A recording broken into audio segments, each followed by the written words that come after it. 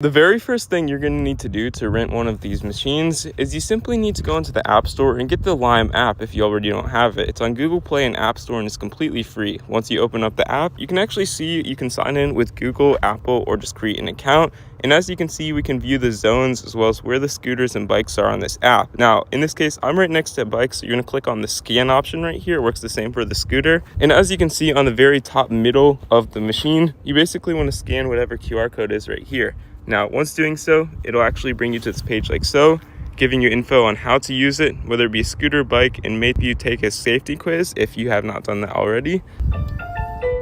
And once you've scanned it, it will automatically start your ride like so, assuming you already have your payment information in the thing. And you can simply ride this vehicle just by using the throttle right here, as well as getting up the kickstand just by kicking it forward like so. And when you're done using it, you can simply click on End Ride right here, and it will display the pause to make sure you're parked correctly. And you can basically give it a thumbs up, and it will automatically take the photo. And as you can see, it will charge you however much long you used it.